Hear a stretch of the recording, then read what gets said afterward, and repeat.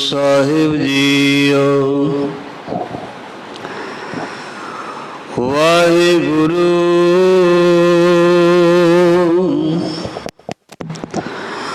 वाहिगुरु वाहिगुरु साहिब जी। सगल पुरख मैं पुरख प्रधान।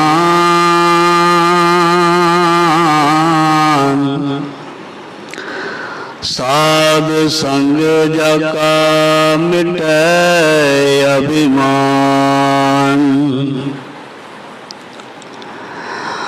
आपस का जो जाने नीचा।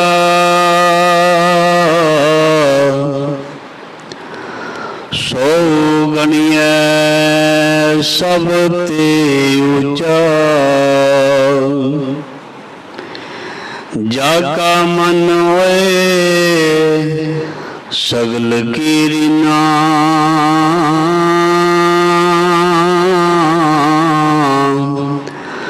हाय हर नाम तिन कट कट चीना। मन अपने ते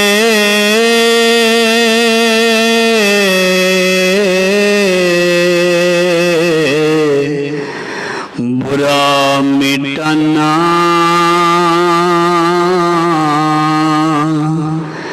पिखै सगल श्रेष्ठ साजना। सुख दुख जन समदृष्टिता।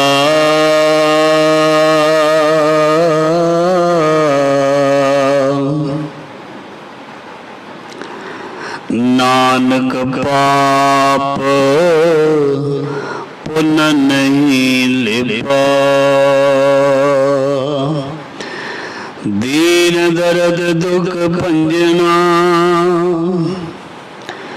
गढ़ गढ़नाथ अनाथ शरण तुम्हारी आयो।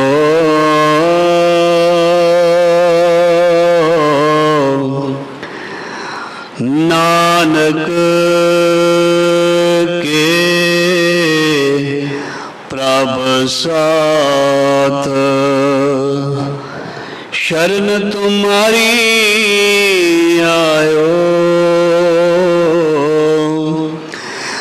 नानक के प्रभ साथ। ज़ारा ज़हूर हाजरा हजूर। सर्व कला भरपूर समर्थ गुरु। लोक परलोक दे रखियक भगत वशल। ज्ञान दे सागर समर्थ गुरु प्रतख सतगुरु। दसां पातशाहियां दी जोत धन धन श्री गुरु ग्रंथ साहिब जी महाराज। सतगुरु जी की पावन पवित्र गोद हजूरी दे विच गुरु शब्द दे नाल जुड़ बैठी साध संगत बहुत ही वडभागे हाँ। सतगुरु जी की मेहर कृपा दया सदका गुरु की गोद विच बैठन का शुभ अवसर समा मिले। गुरु महाराज जी का फरमान है वडभागी साध संग प्राप्त तिन भेटत दुर्मत कोई। जिसनों सत संग कहते ने या गुरु की गोद कहते हैं। इस भयानक कलयुग दे विच गुरु की गोद विच या सच की गोद विच बैठना सौखा नहीं है, बहुत औखा है। इस कलयुग दे विच गुरु दी गोद विच बहना, गुरु दी सेवा विच बहना, गुरु दे कोल बख्शिश दा प्राप्त करना सौखा नहीं है, औखा है। औखा है। सतगुर की सेवा गाखड़ी, सिर दीजै आप गवाए। सो इसलिए जे औखा है तो इसनूं औखा समझ के ये नहीं करना नहीं। जे कोई औखा कर्म करदा है, औखा काम करदा है, उसनूं सफलता भी बहुत वड्डी मिलदी है। जो बच्चे औखियां पढ़ाइयां करते हैं वो अफसर लगते हैं डायरेक्ट।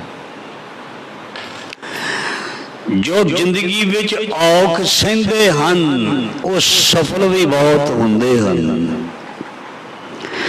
जिन्हां ने जिंदगी दे विच कष्ट औख देखी हुंदी है, उन्हां नूं जिंदगी दा बहुत वड्डा तजुर्बा है और जिंदगी दे विच कदी फेल नहीं हुंदे। क्यों?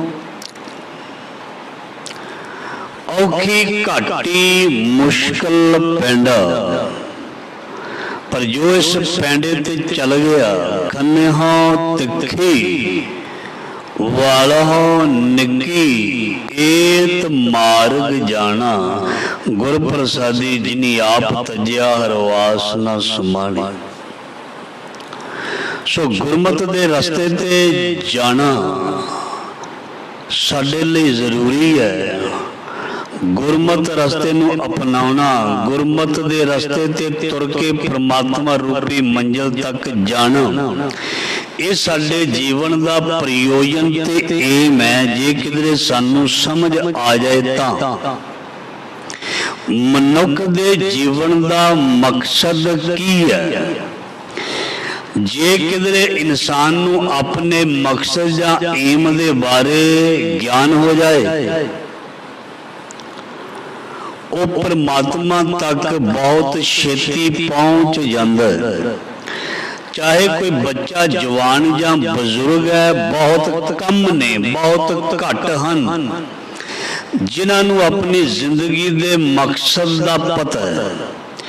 एक बच्चे नूं अपनी जिंदगी दे मकसद का की पता है, उसनूं जो सिखाया जाता है, जो उसनूं पढ़ाया जाता है, जो उसनूं संस्कार दिते जाते हैं, उहदे मुताबक वो अपनी जिंदगी नूं ढालदा है।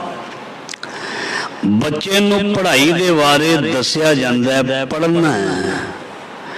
बच्चा जवान हुंदा है, उसनूं दसिया जाता है तू ये सबजैक्ट लैके तू ये जॉब करनी, ये नौकरी करनी, ये डिग्री प्राप्त करनी है।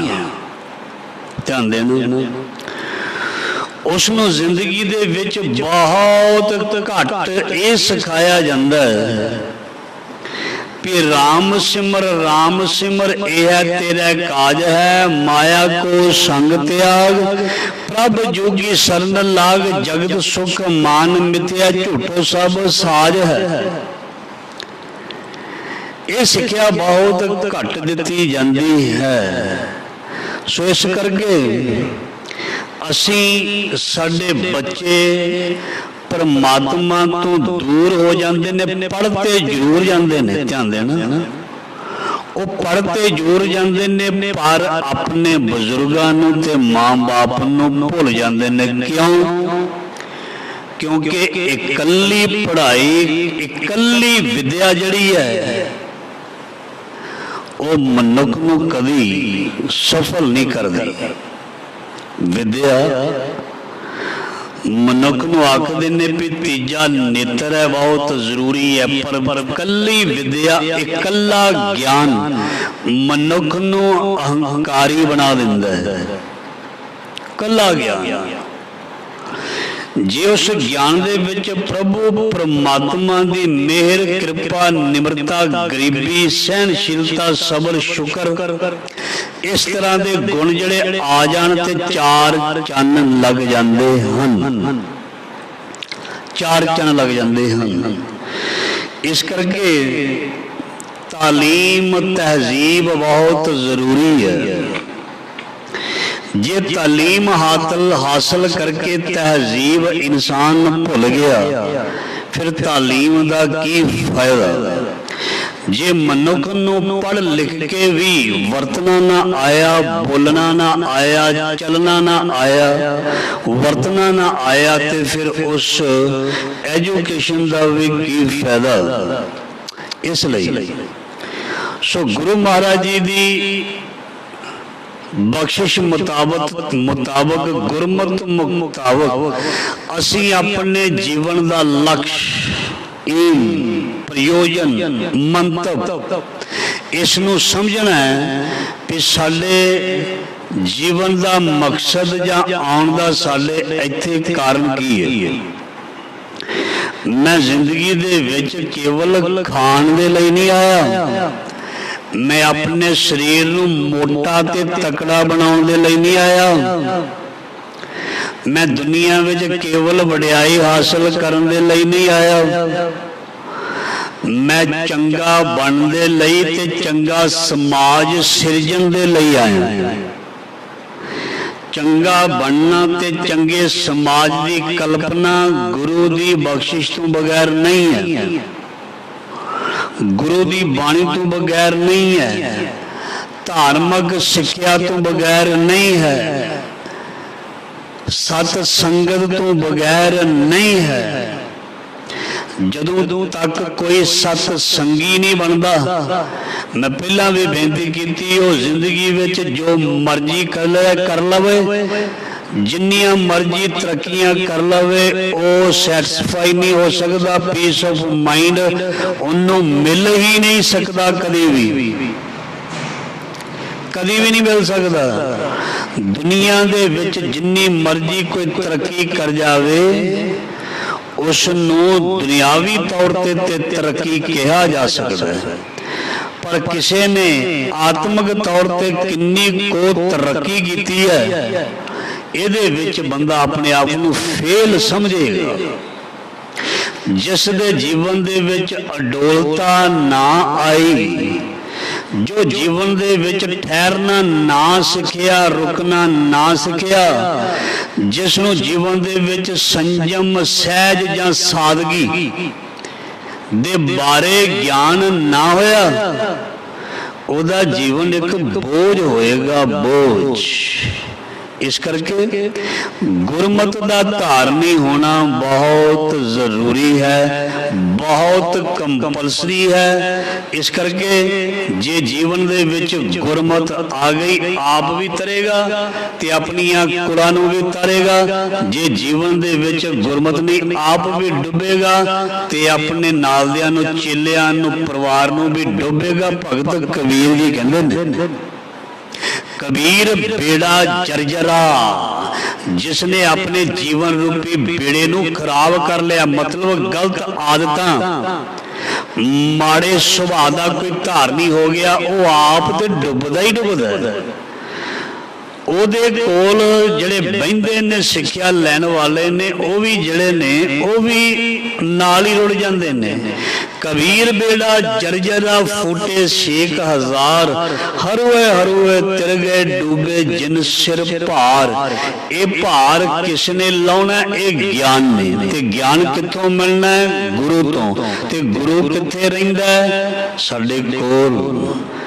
ते साडे कोल गुरु रहिंदा है, ते गुरु नूं देखण नूं दिल भी करना चाहिए, गुरु नूं सुणन नूं दिल भी करना चाहिए।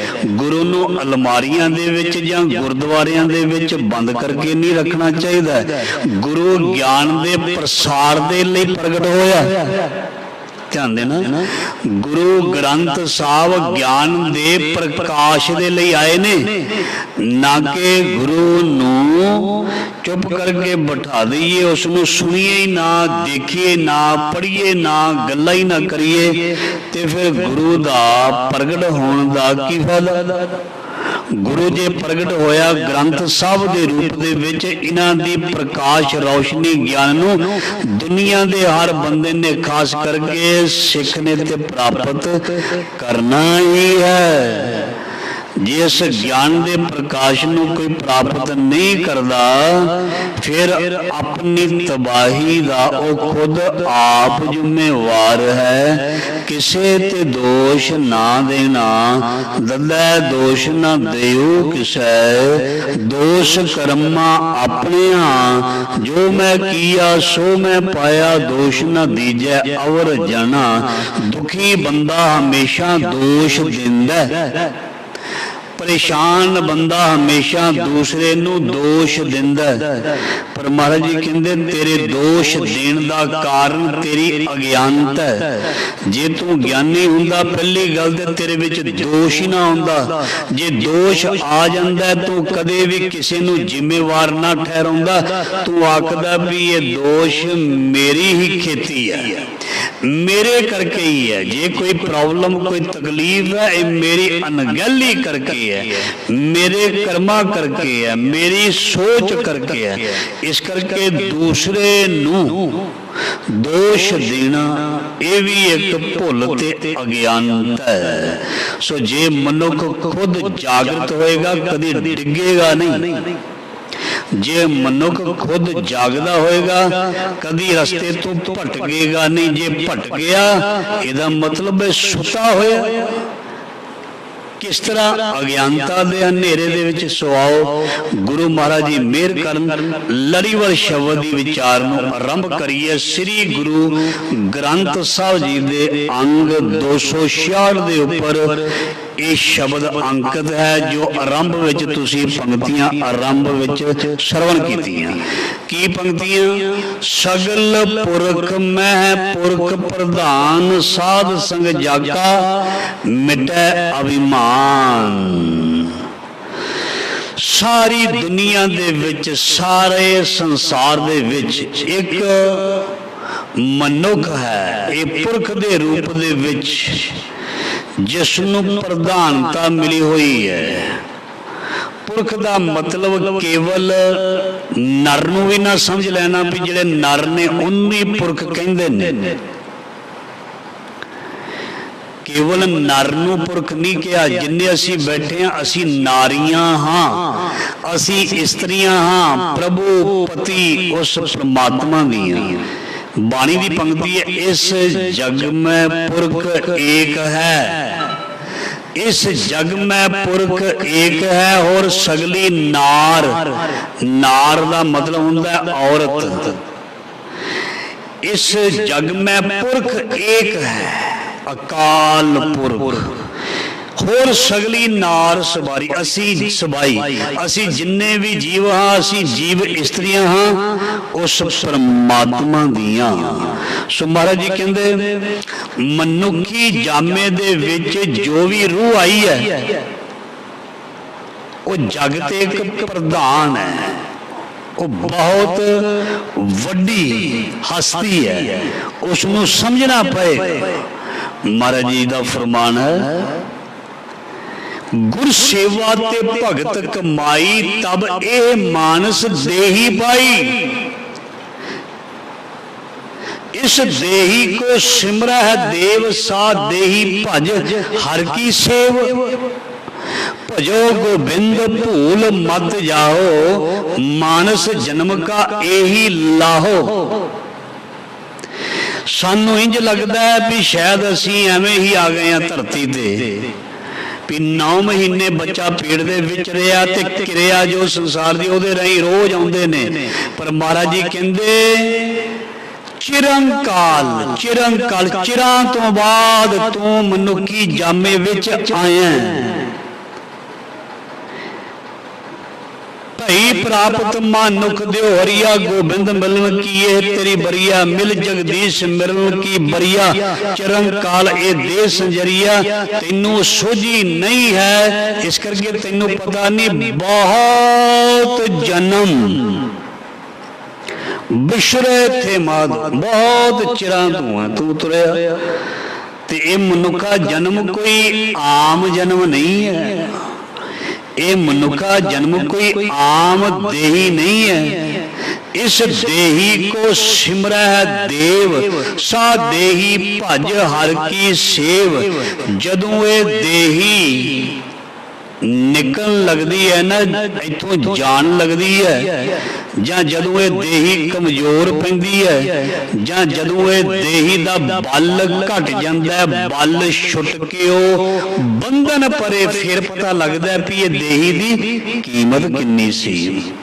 शरीर दे अंग सलामत ने ना, साडे हथ पैर नक मूँह कन अखियां, पर जदों किसी का कोई अंग डैमेज हुंदा है जां खराब हुंदा है जां चलिया जांदा है, फिर पता लगता है भी इस देही की कीमत कितनी है। जदों किसी दे श्वास प्राण इस शरीर दे विचों निकलन लगते हैं, उसनों पुछो भी इस देही की कीमत कितनी है। एक प्राण त्याग रहा बंदा पता की कहता, जिन्नी मैं जिंदगी विच कमाई की मेरे को सारी लै लो, मैनू मेरे प्राण श्वास कोई दे दो, उसनों मुल भी नहीं मिलते। क्यों क्यों मुल नहीं मिलते? क्योंकि इस देही की कीमत ही कोई नहीं। ये बहुत अनमोल है। जिहड़ी अनमोल चीज हुंदी है, वैसे तो बाणी विच क्या, ये तेरी देही एक अमानत है। जिवें साडियां धीआं ने ना, ये अमानत हुंदियां ने, सहुरे घर तोरी दियां ने, ते अमानत नूं हमेशा लोग सांभ के रखते ने। जे अमानत दागी हो जाए, अमानत खराब हो जाए, उसनों कोई लैंदा नहीं। अमानत सांभ के रखी जाती है। शरीर नूं, इस जिंद नूं वाहिगुरु दी अमानत समझ के रखना, इसनों कोई जिंदगी विच दाग ना लगे। क्योंकि धर्म राय जब लेखा मांगे, क्या मुख लेके जाएगा। देही एवं नहीं है, तू जानवर नहीं, तू इंसान है। महाराज जी कहते, जिन मानस ते देवते किए करत न लागी वार, तू कर्म करे ते तेरे कर्म दा फल तैनू बहुत छेती मिलदा। जे कोई पशु पंछी जां जानवर दे रूप दे विच कर्म करदा ते वो भी है, पर ओहदे कर्म दा फल जिहड़ा होर तरह दा। सो इस धरती में तेरी सिकदारी है भाई, इस धरती ते तू बादशाह है। इस करके अपने आप नूं तू इस देही दे विच एवें ना समझी। सगल पुरख में है, पुरख प्रधान। बहुत वड्डी है तेरी जात, बहुत वड्डी है तेरी देही, बहुत वड्डा है तेरा जन्म। समझ लै अपने जन्म नूं, ना समझे आते फिर कदी आएगा ते फिर समझ लाई। समझना ते पैना समझ अचेत, चेत मन मेरे कथी संतन अकथ कहानी। तेनू एक दिन समझण ते बाद ही छुटकारा मिलेगा। उदों तक छुटकारा मिलना नहीं जदों तक तू ना समझिया, ना समझिया, ना समझिया। जदों तक समझ नहीं लगती, उदों तक टीचर जिहड़ा सवाल समझाई जांदा है। जिसनों समझ लग जाती है वो तरक्की कर जाता है, जिन्होंने ना समझ लग जाए लगे वो फेल हो जाता है। जिसनों मैथ के फार्मूले समझ ना लगना, वो मैथ विचों फेल हो जाता है, कंपार्टमेंट आ जाती है। तो जिहड़ा फार्मूलियां नूं फॉलो करता है, समझ लैंदा है, वो अगे तरक्की कर जाता है। गुरमत का फार्मूला जिंदगी दे विच समझना बहुत जरूरी है।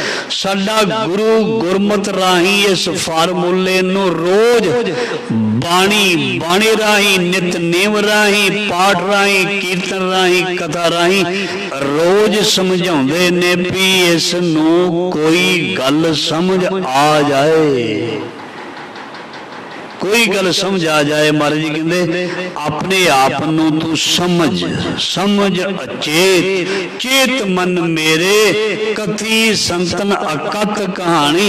सगल पुरख मह पुरख प्रभान, साध संग जागा मिटे अभिमान।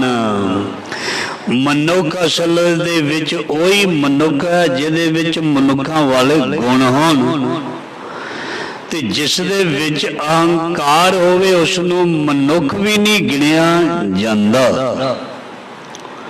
ਜਿਸ ਦੇ ਵਿੱਚ ਦੋਸ਼ ਹੋਵੇ ਉਸ ਨੂੰ ਦੋਸ਼ੀ ਮੰਨਿਆ ਜਾਂਦਾ ਹੈ। ਜੋ ਕ੍ਰਾਈਮ ਕਰਦਾ ਉਸ ਨੂੰ ਕ੍ਰਿਮੀਨਲ ਕਿਹਾ ਜਾਂਦਾ ਹੈ। ਜੋ ਪਾਪ ਕਰਦਾ ਉਸ ਨੂੰ ਪਾਪੀ ਕਿਹਾ ਜਾਂਦਾ ਹੈ। ਜੋ ਪੁੰਨ ਕਰਦਾ ਉਸ ਨੂੰ ਪੁੰਨੀ ਕਿਹਾ ਜਾਂਦਾ ਹੈ। ਤੇ ਜੋ ਆਪਣੇ ਅੰਦਰੋਂ ਹੰਕਾਰ ਅਭਿਮਾਨ ਨੂੰ ਮਿਟਾਉਂਦਾ ਅਸਲ ਦੇ ਵਿੱਚ ਉਸ ਨੂੰ ਮਨੁੱਖ ਆਖਿਆ ਜਾਂਦਾ ਹੈ। ਉਸ ਨੂੰ ਹੀ ਮਨੁੱਖ ਆਖਿਆ ਜਾਂਦਾ ਹੈ। ਇਹ ਸਾਧ ਸੰਗ ਜਾਕਾ ਮਿਟੇ ਅਭਿਮਾਨ। ਸੋ ਮਨੁੱਖ ਜਾਂ ਇੰਝ ਕਹੀਏ ਬੰਦਾ ਬੰਦਾ ਬਣਦਾ ਕਿਵੇਂ? ਸਤ ਸੰਗਤ ਰਾਹੀਂ। ਬਰਕਤਾਂ ਮਿਲਦੀਆਂ ਕਿੱਥੋਂ ਨੇ? ਸਤ ਸੰਗਤ ਰਾਹੀਂ। ਸੋ ਮਹਾਰਾਜ ਜੀ ਕਹਿੰਦੇ ਲੈ ਪਈ ਗੁਣ ਹੋਰ ਅੱਗੇ ਬੜੇ ਪਿਆਰੇ ਗੁਣ ਤੈਨੂੰ ਮਿਲ ਰਹੇ ਨੇ ਗੁਰਬਾਣੀ ਦੀ ਪੰਕਤੀ ਦੇ ਵਿੱਚੋਂ। ਲੈ ਲੈ ਸੌਦਾ ਵਿਕਣੇ ਆਇਆ ਭਾਈ, ਵਣਜਾਰੇ ਸਿੱਖ ਆਮਦੇ। ਵਣਜਾਰਿਆਂ ਨੇ ਆਵਾਜ਼ ਦਿੱਤੀ ਸੌਦਾ ਲੈ ਲਾ ਕੀ? ਆਪਸ ਕੋ ਜੋ ਜਾਣੇ ਨੀਚਾ ਸੋ ਗਣੀਐ ਸਭ ਤੇ ਉੱਚਾ। ਮਨੁੱਖ ਕਹਿੰਦਾ ਮੈਂ ਵੱਡਾ ਬਣਾ ਬਣ ਜਾਏਗਾ, ਮੈਂ ਉੱਚਾ ਬਣਾ ਬਣ ਜਾਏਗਾ, ਮੈਨੂੰ ਲੋਕ ਚੰਗਾ ਕਹਿਣ ਹੋ ਜਾਏਗਾ। ਪਰ ਮਹਾਰਾਜ ਜੀ ਕਹਿੰਦੇ ਉੱਪਰ ਜਾਣ ਦੇ ਲਈ ਆਪਣੇ ਆਪ ਨੂੰ ਨੀਵਾਂ ਕਹਾਉਣਾ ਪੈਣਾ।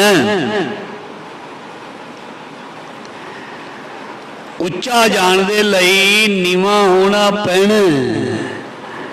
ਜੇ ਤੇਰੇ ਅੰਦਰ ਨਿਮਰਤਾ ਤੇ ਗਰੀਬੀ ਨਾ ਆਈ, ਜੋ ਵੀ ਉੱਚੇ ਹੋਏ ਨੀਚੇ ਊਚ ਕਰੇ ਮੇਰਾ ਗੋਬਿੰਦ, ਐਸੀ ਲਾਲ ਤੁਝ ਬਿਨ ਕੌਣ ਕਰੇ। ਗਰੀਬ ਨਿਵਾਜ ਗੁਸਈਆ ਮੇਰਾ ਮਾਥੇ ਛਤਰ ਧਰੇ। ਉੱਚੇ ਕੌਣ ਗਏ? ਨੀਚ ਤੋਂ ਉੱਚੇ ਕੌਣ ਹੋਏ? ਜਿਨ੍ਹਾਂ ਨੇ ਆਪਣੇ ਆਪ ਨੂੰ ਨੀਵਾਂ ਸਮਝਿਆ, ਜਿਨ੍ਹਾਂ ਨੇ ਆਪਣੇ ਆਪ ਨੂੰ ਧੂੜੀ ਵਿੱਚ ਲੁਲੰਦੜੀ ਸੋਹਾਂ ਸਮਝਿਆ, ਜਿਨ੍ਹਾਂ ਨੇ ਆਪਣੇ ਮਾੜੇ ਖਿਆਲਾਂ ਨੂੰ ਅੰਦਰੋਂ ਖਤਮ ਕਰ ਦਿੱਤਾ, ਜਿਨ੍ਹਾਂ ਨੇ ਆਪਣੇ ਅੰਦਰੋਂ ਨਾਮ ਦੇ ਚਿਰਾਗ ਨੂੰ ਜਗਾ ਲਿਆ, ਜਿਨ੍ਹਾਂ ਨੇ ਨਿਮਰਤਾ ਇੰਨੀ ਧਾਰਨ ਕੀਤੀ ਕਿ ਨਿਮਰਤਾ ਦੇ ਨਾਲ ਹੀ ਬਾਣ ਮਾਰ ਦਿੱਤਾ, ਦੁਸ਼ਮਣ ਨੂੰ ਨਿਮਰਤਾ ਦੇ ਨਾਲ ਹੀ ਥੱਲੇ ਸੁੱਟ ਦਿੱਤਾ। ਇਸ ਕਰਕੇ ਆਪਸ ਕੋ ਜੋ ਜਾਣੈ ਨੀਚਾ ਸੋ ਗਣੀਏ ਸਭ ਤੇ ਉੱਚਾ। ਨੀਚਾ ਅੰਦਰ, ਨੀਚ ਜਾਤ ਨੀਚੀ ਹੂੰ ਅਤ ਨੀਚ, ਨਾਨਕ ਤਿਨ ਕੈ ਸੰਗ ਸਾਲ ਵੱਡਿਆਂ ਸਿਉ ਕਿਆ ਰੀਸ। ਇਸ ਕਰਕੇ ਨਾਨਕ ਵੀ ਉਹਦਾ ਜੋ ਨੀਵਾਂ ਹੋ ਕੇ ਚੱਲਦਾ ਹੈ। ਮਤਲਬ ਗੁਣ ਹੁੰਦੇ ਹੋਏ ਕਹਿੰਦਾ ਮੈਂ ਨਿਰਗੁਣਿਆਰੇ ਕੋ ਗੁਣ ਨਹੀਂ। ਜਿਹਦੇ ਵਿੱਚ ਗੁਣ ਸਭ ਹੋਣ ਪਰ ਆਖੇ ਸਭ ਅਵਗੁਣ ਮੈਂ ਗੁਣ ਨਹੀਂ ਕੋਈ। ਕਿਉਂ ਕਰ ਕੰਤ ਮਿਲਾਵਾ ਹੋਈ ਨਾ ਮੈਂ ਰੂਪ ਨ ਬੰਕੇ ਨੈਣਾ, ਨਾ ਕੁਲ ਢੰਗ ਨਾ ਮੀਠੇ ਬਹਿਣਾ। ਜਿਸ ਦੇ ਵਿੱਚ ਐਡਾ ਜਿਗਰਾ ਹੈ ਨਾ, ਗੁਣ ਹੁੰਦੇ ਹੋਏ ਔਗਣ ਪ੍ਰਗਟ ਕਰਨੇ ਵੀ ਮੈਂ ਔਗਣਾਂ ਦੇ ਨਾਲ ਭਰਿਆ, ਮੇਰੇ ਵਿੱਚ ਕੋਈ ਗੁਣ ਨਹੀਂ। ਦੂਸਰੇ ਵਿੱਚ ਗੁਣ ਦੇਖਣੇ ਤੇ ਆਪਣੇ ਵਿੱਚ ਔਗਣ ਦੇਖਣੇ, ਇਹਨੂੰ ਕਹਿੰਦੇ ਨੇ ਉੱਚਾ ਉੱਠ ਜਾਣਾ। ਆਪਸ ਕੋ ਜੋ ਜਾਣੇ ਨੀਚਾ ਸੋ ਗਣੀਏ ਸਭ ਤੇ ਉੱਚਾ। ਜਿਵੇਂ ਅਸੀਂ ਅਰਦਾਸ ਵਿੱਚ ਅਖੀਰ ਵਿੱਚ ਪੜ੍ਹਦੇ ਹਾਂ, ਸਿੱਖਾਂ ਦਾ ਮਨ ਨੀਵਾਂ ਤੇ ਮੱਤ ਉੱਚੀ। ਦੇਖੋ ਤੱਕੜੀ ਦੇ ਦੋ ਪੱਲੜੇ ਹੁੰਦੇ ਨੇ, ਇੱਕ ਪੱਲੜਾ ਡਾਊਨ ਤੇ ਇੱਕ ਅਪ ਕਦੋਂ ਹੁੰਦਾ? ਜਦੋਂ ਇੱਕ ਪਾਸੇ ਭਾਰ ਵੱਧ ਜਾਂਦਾ, ਦੂਸਰਾ ਪੱਲੜਾ ਚੱਕਿਆ ਜਾਂਦਾ। ਜਦੋਂ ਇੱਕ ਪਾਸੇ ਭਾਰ ਵੱਧਦਾ ਹੈ ਤੇ ਦੂਸਰਾ ਅਪ ਹੋ ਜਾਂਦਾ। ਬਸ ਜੀਵਨ ਦੇ ਵਿੱਚ ਝੁਕਣਾ ਬਹੁਤ ਜ਼ਰੂਰੀ ਹੈ। ਜੀਵਨ ਦੇ ਵਿੱਚ ਢਹਿ ਪੈਣਾ, ਨਿਮਰਤਾ ਗਰੀਬੀ ਦੇ ਵਿੱਚ ਆਉਣਾ ਬਹੁਤ ਜ਼ਰੂਰੀ ਹੈ। ਫਿਰ ਭਾਗ ਖੁੱਲ੍ਹਦੇ ਨੇ, ਫਿਰ ਭਾਗ ਲੱਗਦੇ ਨੇ, ਫਿਰ ਸੁੱਤੇ ਕਰਮ ਜਿਹੜੇ ਨੇ ਉਹ ਜਾਗਦੇ ਨੇ। गुरु भी यही उड़ीक करता भी ये कदों डिगदा है, ये कदों झुकदा है। जदों भगत कबीर जी डिग पे सी, लम्मा पिया कबीर तथाई, उदों ही उच्चे हो गए, उदों ही उच्चे हो गए। जिद्दन धरती ते डिग गए उदों ही उच्चे हो गए, क्योंकि नानक गरीब ढै पया द्वारे, हर मेल लिहोड़िया।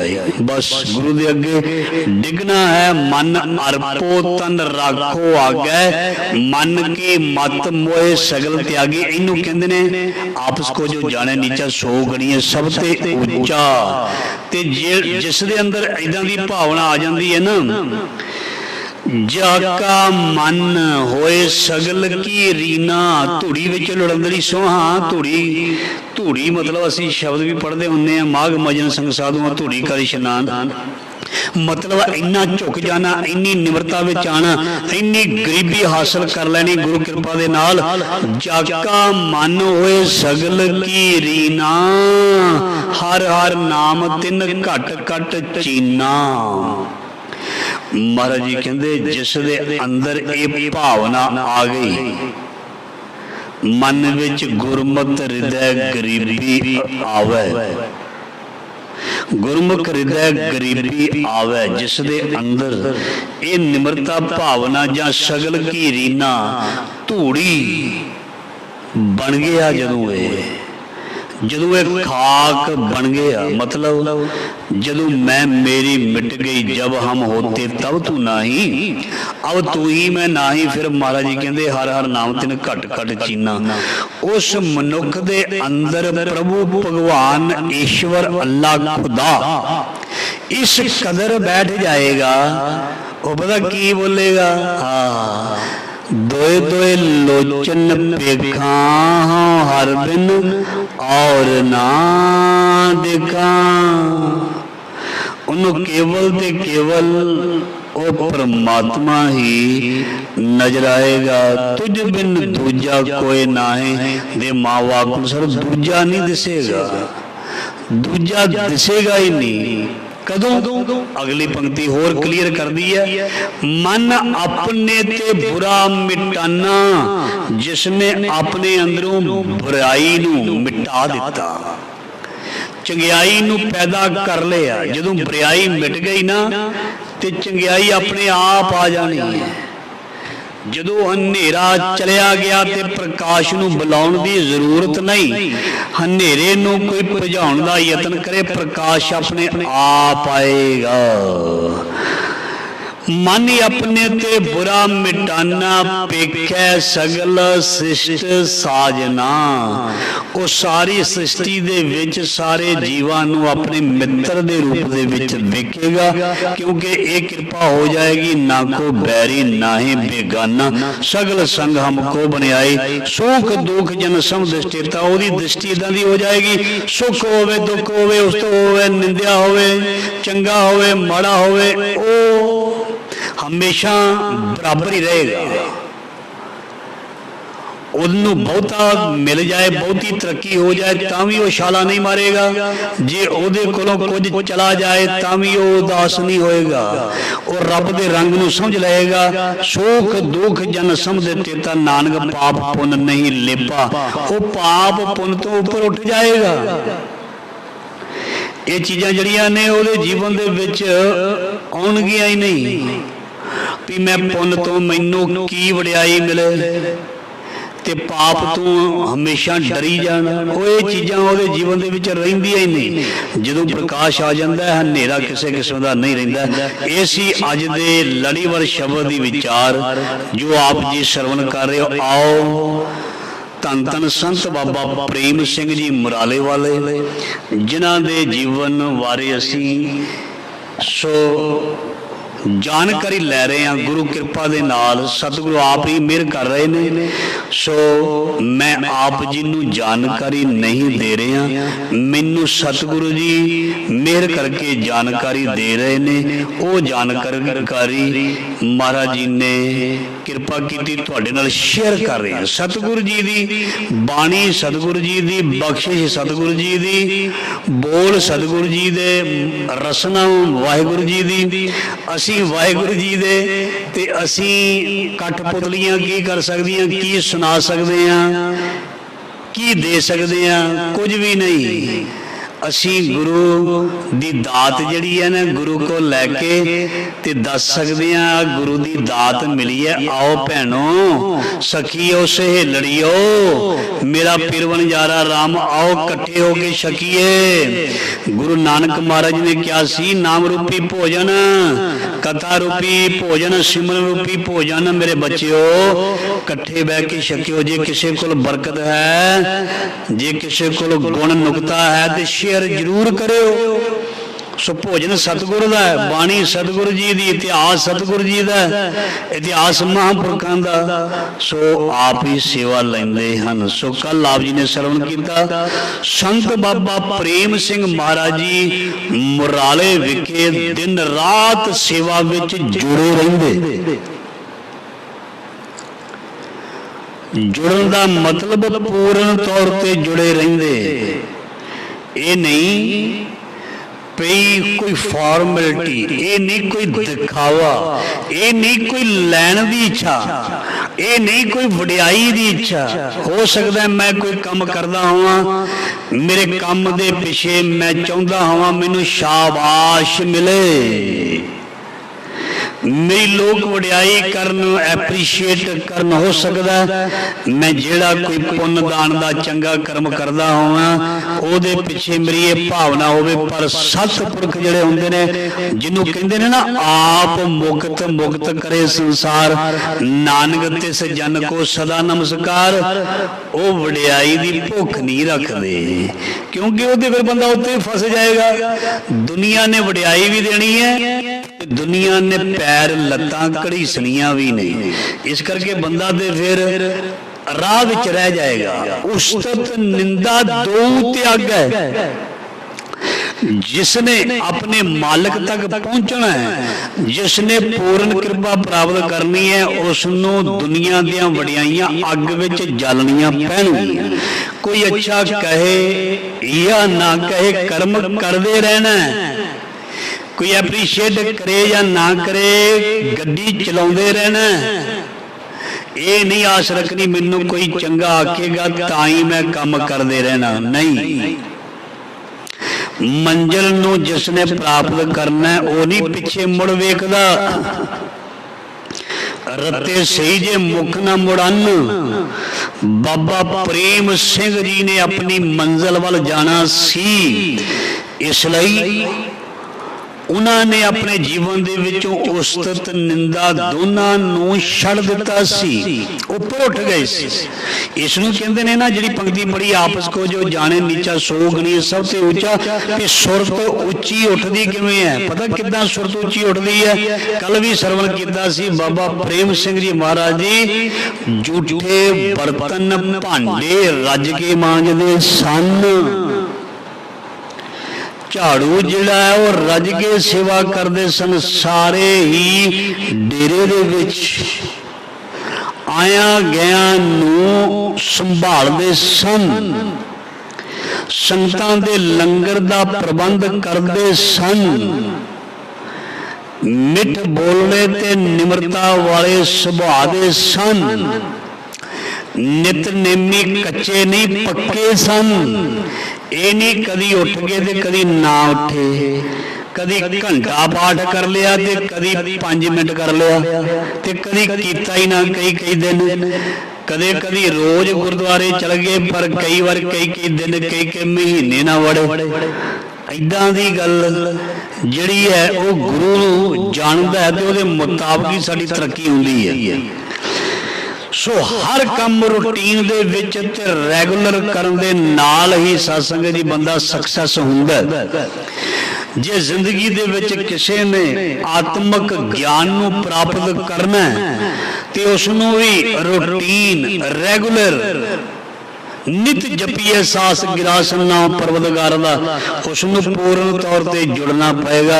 ਇਹ ਨਹੀਂ ਵੀ ਕਦੀ ਗੁਟਕਾ ਫੜ ਲਿਆ ਤੇ ਕਦੀ ਛੱਡ ਦਿੱਤਾ, ਕਦੀ ਸੇਵਾ ਕਰ ਲਈ, ਜੇ ਕਿਸੇ ਨੇ ਦੱਸਿਆ ਸੇਵਾ ਕਰ ਲਈ, ਤੇ ਜੇ ਨਾ ਜ਼ਰੂਰਤ ਪਈ ਤੇ ਕਈ ਮਹੀਨੇ ਤੇ ਕਈ ਸਾਲ ਨਿਕਲ ਗਏ, ਕੜਾ ਪ੍ਰਸ਼ਾਦੀ ਦੇਗ ਵੀ ਨਾ ਕਰਾਈ। ਜੇ ਕਿਸੇ ਕੋਈ ਦੁੱਖ ਆ ਗਿਆ ਤੇ ਦੇਗ ਵੀ ਹੋ ਗਈ, ਤੇ ਜੇ ਕੋਈ ਕਿਸੇ ਸਿਆਣੇ ਨੇ ਦੱਸ ਦਿੱਤਾ ਤੇ 40 ਦਿਨ ਝਾੜੂ ਵੀ ਮਾਰ ਲਿਆ। ਕਿਸੇ ਨੇ ਸਿਆਣੇ ਨੇ ਦੱਸ ਦਿੱਤਾ ਵੀ ਆਹ ਕਰ ਲਓ ਤੇ ਉਹ ਕਰ ਲਿਆ, ਉਸ ਤੋਂ ਬਾਅਦ ਫਿਰ ਛੱਡ ਦਿੱਤਾ। ਇਹ ਵਪਾਰ ਹੈ, ਇਹ ਪਿਆਰ ਨਹੀਂ। ਪਿਆਰਾ ਜਿਹੜਾ ਹੈ ਨਾ, ਉਹ ਗਿਣ ਕੇ ਕੰਮ ਨਹੀਂ ਕਰਦਾ, ਉਹ ਗਿਣ ਕੇ ਨਹੀਂ ਕਰਦਾ। ਸੰਤ ਬਾਬਾ ਪ੍ਰੇਮ ਸਿੰਘ ਜੀ ਸੇਵਾ ਕਰ ਰਹੇ ਨੇ ਮੁਰਾਲੇ ਦੇ ਡੇਰੇ ਦੇ ਵਿੱਚ, ਤੇ ਮਹਾਂਪੁਰਸ਼ਾਂ ਦੀ ਜਿਹੜੀ ਨਿਗਾਹ ਹੁੰਦੀ ਹੈ, ਇੱਕ ਲਾਇਕ ਸਟੂਡੈਂਟ ਦੇ ਉੱਪਰ ਟੀਚਰ ਦੀ ਪੂਰੀ ਨਿਗਾਹ ਹੁੰਦੀ ਹੈ। ਕਿਹੜਾ ਬੱਚਾ ਟੌਪ ਕਰ ਸਕਦਾ ਹੈ, ਕੌਣ ਬੱਚਾ ਸਕਾਲਰਸ਼ਿਪ ਲੈ ਸਕਦਾ, ਇਹ ਇੰਚਾਰਜ ਨੂੰ ਤੇ ਜੋ ਸਬਜੈਕਟ ਟੀਚਰ ਸਾਹਿਬਾਨ ਪੜ੍ਹਾਉਂਦੇ ਨੇ ਉਹਨਾਂ ਨੂੰ ਪਤਾ ਵੀ ਇਹ ਮੇਰਾ ਬੱਚਾ ਅਵੱਲ ਆਉਣ ਵਾਲਾ ਹੈ, ਇਸ ਕਰਕੇ ਉਹਦੇ ਵੱਲ ਧਿਆਨ ਬਹੁਤ ਰੱਖਿਆ ਜਾਂਦਾ। ਬੇਟੇ ਮਿਹਨਤ ਕਰਨੀ ਹੈ। ਬਾਬਾ ਪ੍ਰੇਮ ਸਿੰਘ ਜੀ ਮਹਾਰਾਜ ਜੀ ਅਵੱਲ ਰਹਿਣ ਵਾਲੇ ਨੇ, ਅਵੱਲ ਆਉਣ ਵਾਲੇ ਹਨ।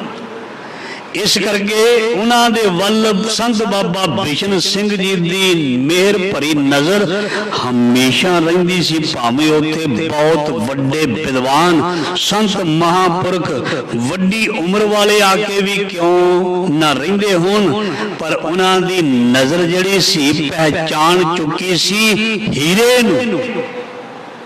ਹਰ ਹੀਰਾ ਜਨ ਜੌਹਰੀ, ਸੋ ਜੌਹਰੀ ਪਛਾਣ ਲੈਂਦਾ ਹੀਰੇ ਨੂੰ, ਤੇ ਸੰਤ ਬਾਬਾ ਬਿਸ਼ਨ ਸਿੰਘ ਜੀ ਪਹਿਚਾਣ ਚੁੱਕੇ ਸਨ। ਸੰਤ ਬਾਬਾ ਪ੍ਰੇਮ ਸਿੰਘ ਜੀ ਸੇਵਾ ਕਰਦੇ ਸਨ। ਇੱਕ ਦਿਨ ਬੇਨਤੀ ਕਰਦੇ ਨੇ ਬਾਬਾ ਬਿਸ਼ਨ ਸਿੰਘ ਜੀ ਨੂੰ, ਮਹਾਰਾਜ ਮੈਨੂੰ ਆਗਿਆ ਦਿਓ, ਮੈਂ ਕੁਝ ਹੋਰ ਵਿਦਿਆ ਪ੍ਰਾਪਤ ਕਰਨ ਦੇ ਲਈ ਮੈਂ ਅੰਮ੍ਰਿਤਸਰ ਸਾਹਿਬ ਜਾਣਾ ਚਾਹੁੰਦਾ ਹਾਂ। ਮਹਾਂਪੁਰਸ਼ ਕਹਿੰਦੇ ਕਿਉਂ ਨਹੀਂ ਬਈ, ਕਿਉਂਕਿ ਜਿਵੇਂ ਤੁਸੀਂ ਪਿੱਛੇ ਬੇਨਤੀ ਸਰਵਣ ਕੀਤੀ ਹੈ, ਬਾਬਾ ਪ੍ਰੇਮ ਸਿੰਘ ਜੀ ਨੇ ਜੋ ਵਿਦਿਆ ਦਾ ਪ੍ਰਸਾਰ ਕੀਤਾ ਹੈ ਬਹੁਤ ਜ਼ਿਆਦਾ ਕੀਤਾ। ਵਿਦਿਆ ਵੱਲ ਧਿਆਨ ਉਹਨਾਂ ਨੇ ਬਹੁਤ ਜ਼ਿਆਦਾ ਦਿੱਤਾ। ਜਿਸ ਕੌਮ ਦੇ ਕੋਲ ਵਿਦਿਆ ਨਾ ਹੋਵੇ ਉਹ ਕੌਮ ਕਦੀ ਤਰੱਕੀ ਵੀ ਨਹੀਂ ਕਰ ਸਕਦੀ। ਜੇ ਕੋਈ ਕੌਮ ਨੇ ਤਰੱਕੀ ਕੀਤੀ ਹੈ ਤੇ ਉਹਦੇ ਪਿੱਛੇ ਵਿਦਿਆ ਬਹੁਤ ਬਹੁਤ ਜ਼ਿਆਦਾ। ਸੰਤ ਬਾਬਾ ਪ੍ਰੇਮ ਸਿੰਘ ਜੀ ਦੀ ਮਿਹਰ ਵਿਦਿਆ ਦੇ ਰੂਪ ਦੇ ਵਿੱਚ ਵਰਸ ਰਹੀ ਹੈ। ਇਸ ਕਰਕੇ ਵਿਦਿਆ ਪ੍ਰਾਪਤ ਗ੍ਰਹਿਣ ਕੇਵਲ ਵਿਦਿਆ ਵੰਡਦੇ ਨਹੀਂ ਸਨ, ਖੁਦ ਵੀ ਗ੍ਰਹਿਣ ਕਰਦੇ ਸਨ, ਸਿੱਖਦੇ ਸਨ। ਇਹ ਨਹੀਂ ਵੀ ਉਹਨਾਂ ਨੇ ਆਖਿਆ ਵੀ ਮੈਂ ਕੋਈ ਸੰਤ ਮਹਾਂਪੁਰਖਾਂ, ਮੈਨੂੰ ਵਿਦਿਆ ਦੀ ਜ਼ਰੂਰਤ ਨਹੀਂ। ਸੰਤ ਬਾਬਾ ਪ੍ਰੇਮ ਸਿੰਘ ਮਹਾਰਾਜ ਜੀ ਨੇ ਇਹ ਨਹੀਂ ਕਿਹਾ ਕਦੀ, ਜਿਹੜਾ ਬੰਦਾ ਕਹਿੰਦਾ ਮੈਂ ਸਿੱਖ ਗਿਆ ਤੇ ਉਹ ਸਿੱਖੀ ਤੋਂ ਹੀ ਗਿਆ। ਜੋ ਸਿੱਖਣਾ ਚਾਹੁੰਦਾ ਅਸਲ ਦੇ ਵਿੱਚ ਸਿੱਖ ਉਹੀ ਹੈ। ਸੰਤ ਬਾਬਾ ਪ੍ਰੇਮ ਸਿੰਘ ਜੀ ਮੁਰਾਲੇ ਵਾਲੇ ਹਮੇਸ਼ਾ ਸਿੱਖਣਾ ਚਾਹੁੰਦੇ ਸਨ, ਤੇ ਉਹ ਅੰਮ੍ਰਿਤਸਰ ਸਾਹਿਬ ਵਿਖੇ ਸੰਤ ਉਤਮ ਸਿੰਘ ਸੱਤੋ ਵਾਲੀ ਗਲੀ ਵਿਖੇ ਉੱਥੇ ਜਾ ਕੇ ਮਹਾਂਪੁਰਸ਼ਾਂ ਦੇ ਕੋਲ ਜਾ ਕੇ ਉਹਨਾਂ ਦੇ ਡੇਰੇ ਜਾ ਕੇ ਉਹਨਾਂ ਨੇ ਵਿਦਿਆ ਪ੍ਰਾਪਤ। ਸੰਤ ਗਿਆਨੀ ਅਮੀਰ ਸਿੰਘ ਜੀ ਉਹਨਾਂ ਪਾਸੋਂ ਉਹਨਾਂ ਨੇ ਗੁਰਬਾਣੀ ਦੀ ਹੋਰ ਸੰਥਿਆ ਪ੍ਰਾਪਤ ਕੀਤੀ।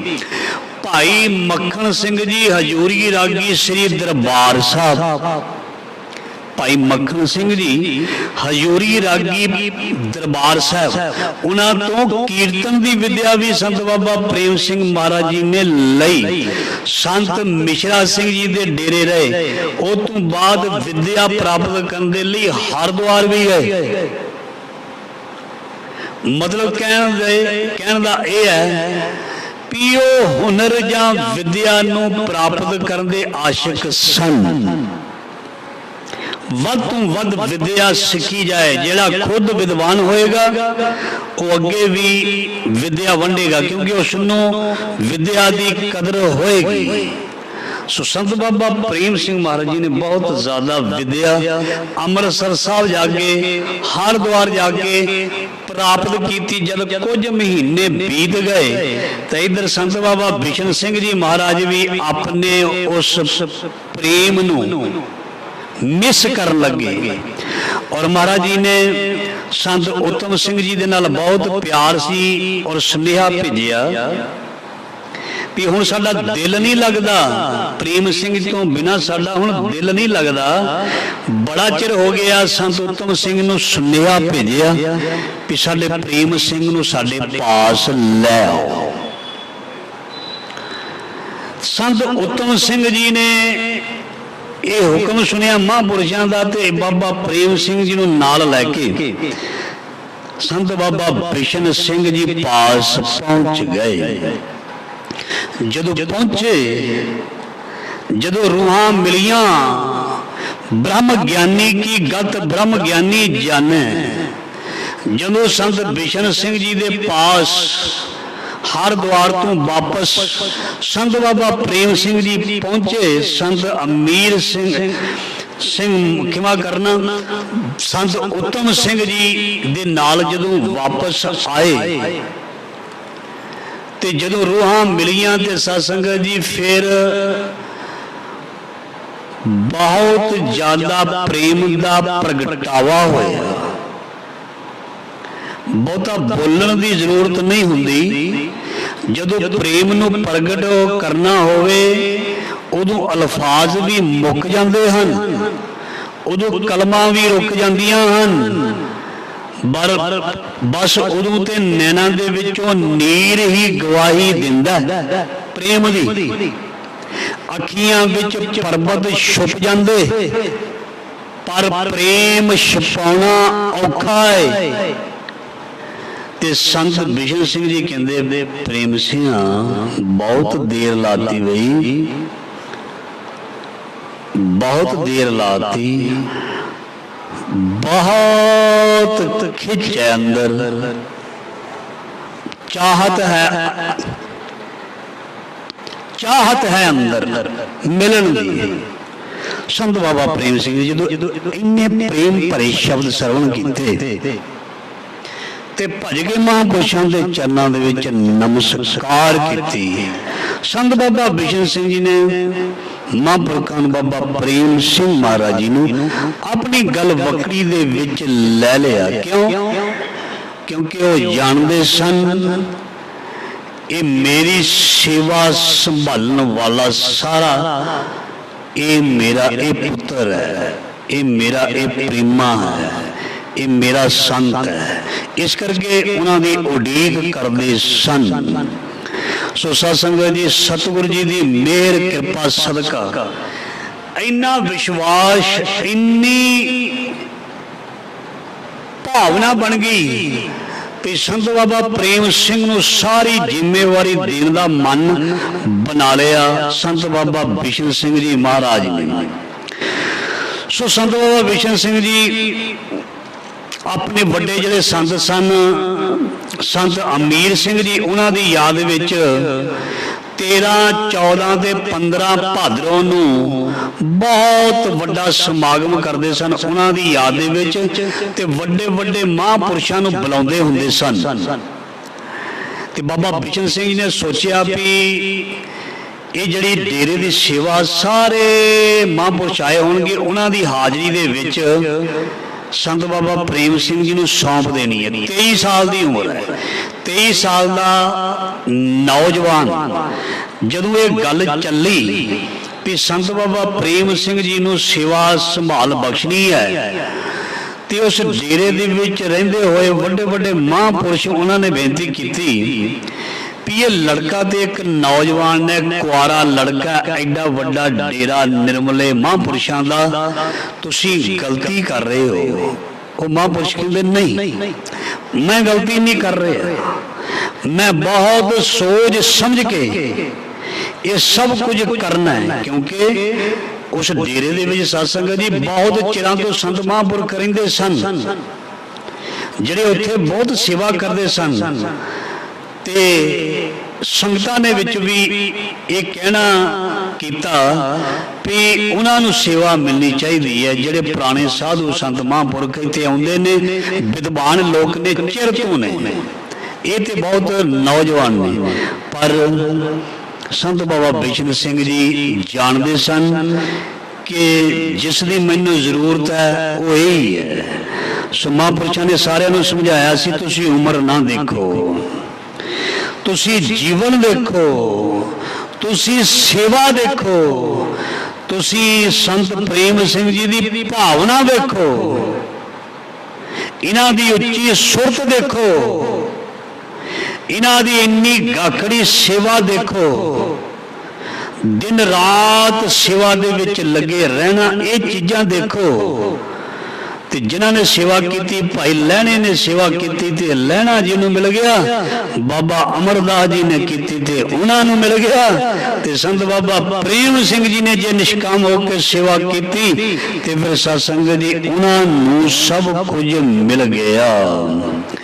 ਸੋ ਮਹਾਂਪੁਰਖਾਂ ਦੀ ਹਾਜ਼ਰੀ ਦੇ ਵਿੱਚ ਸਾਧ ਸੰਗਤ ਜੀ ਇਹ ਫਿਰ ਅਨਾਉਂਸ ਕੀਤਾ ਗਿਆ 13, 14, 15 ਭਾਦਰੋਂ ਨੂੰ ਸੰਤ ਬਿਸ਼ਨ ਸਿੰਘ ਜੀ ਨੇ ਸੰਤ ਅਮੀਰ ਸਿੰਘ ਜੀ ਦੀ ਯਾਦ ਦੇ ਵਿੱਚ ਜੋ ਸਾਲਾਨਾ ਸਮਾਗਮ ਸੀ, ਸੋ ਉਸ ਦੇ ਵਿੱਚ ਇਹ ਜਿਹੜੀ ਗੱਦੀ ਸੀ ਮੁਰਾਲਾ ਡੇਰੇ ਵਾਲੀ ਸਨ 1905 ਦੇ ਵਿੱਚ ਮਹਾਂਪੁਰਖਾਂ ਨੂੰ ਮਹਾਂਪੁਰਸ਼ਾਂ ਦੁਆਰਾ 5 ਦਸਤਾਰਾਂ ਬੰਨੀਆਂ ਗਈਆਂ ਤੇ ਨਿਰਮਲ ਭੇਖ ਦੀ ਮਰਿਆਦਾ ਮੁਤਾਬਕ ਸੰਤ ਬਾਬਾ ਪ੍ਰੇਮ ਸਿੰਘ ਜੀ ਨੂੰ ਮੁਰਾਲੇ ਦੀ ਉਸ ਗੱਦੀ ਦੀ ਜ਼ਿੰਮੇਵਾਰੀ ਸੌਂਪ ਦਿੱਤੀ ਗਈ। ਭਾਵੇਂ ਕਈਆਂ ਨੇ ਵਿਰੋਧ ਵੀ ਕੀਤਾ, ਪਰ ਬਾਅਦ ਵਿੱਚ ਮਹਾਂਪੁਰਸ਼ਾਂ ਦੇ ਹੁਕਮਾਂ ਨੂੰ ਮੰਨਣਾ ਪਿਆ, ਕਿਉਂਕਿ ਸੰਤ ਮਹਾਂਪੁਰਸ਼ ਜਾਣਦੇ ਸਨ।